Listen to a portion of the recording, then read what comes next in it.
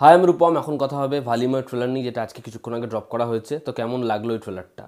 আমি বস তামিল ল্যাঙ্গুয়েজ বুঝি না, ট্রেলারের মধ্যে কোনো সাবটাইটেল ছিল না। ট্রেলারটা আমি যখন দেখেছি, এখন অবধি ট্রেলারে সিসি আপলোড করা হয়নি, পরবর্তী সময় করা হতেও পারে। আমি বহু সময় বলে দিই যে ট্রেলারে সাবটাইটেল নেই, তো দেখি পরবর্তী সময় লোকে কমেন্ট করে সাবটাইটেল তো আছে, সেগুলো পরে আপলোড করা হয়, এখনও পর্যন্ত করা হয়নি। এবং এই ছবিটা মনে হয় না হিন্দিতে আসবে, হয়তো পরবর্তী সময় যখন টিভিতে বা ইউটিউবে আসবে তখন হয়তো হিন্দি ডাবিং করানো হবে। তবে ছবিটা রিলিজ হবে বোধহয় হিন্দিতে নয়, ছবিটা আসছে পোঙ্গল 2022-এ।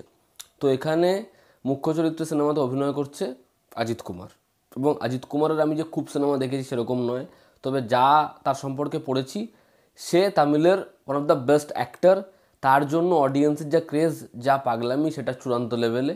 তো এখানে ট্রেলারটা দেখে যে গল্পটা বোঝা যাচ্ছে, একটা কেস যেটা ইনভেস্টিগেট করছে অজিত কুমার। তো সেখানে একজন সুইসাইড করছে যে একজন বাইকার ছিল। এবার তার হেলমেট থেকে আর সুইসাইড নোট পাওয়া যাচ্ছে, সেখান থেকে হিন্ট পাওয়া যাচ্ছে অনেক কিছুর। এবার একটা সংগঠন রয়েছে যেটা সর্বা হচ্ছে কার্তিকেয়া। এবার এরা প্রত্যেকে বাইক স্টান্ট করে, এরা প্রত্যেকে রেসার। তো এদেরকে হারাতে গেলে এদের মতো হতে হবে। এবার বিষয়টা হচ্ছে, যখন সম্পূর্ণ কেসটা ইনভেস্টিগেট করে ফেলছে, সে তাকে মেবি চ্যালেঞ্জ ছুড়ে দিচ্ছে কার্তিকেয়া। এবার সে সেটা অ্যাকসেপ্ট করছে এবং যখন ধরতে যাচ্ছে তখন তাকে সাসপেন্ড করে দেওয়া হচ্ছে। এবং আমরা দেখতে পাচ্ছি ট্রেলারে অজিত এবং তার মা দুজনের সম্পর্কের মধ্যে একটা দূরত্ব তৈরি হচ্ছে।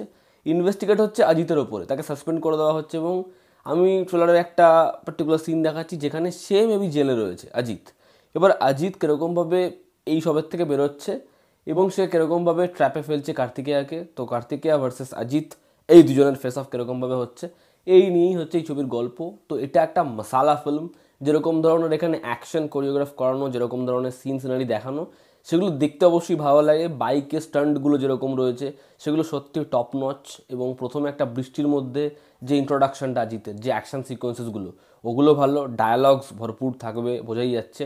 আর একটা জায়গা আছে যেখানে বাস নিয়ে তার এন্ট্রিটা, ওই বাসের ব্রেকের মধ্যে তার হাতটা সম্পূর্ণরূপে কাঁপছে, বাসটা বেরিয়ে যাচ্ছে, তো সেগুলো দেখতে অবশ্যই খুব ভালো লাগছে।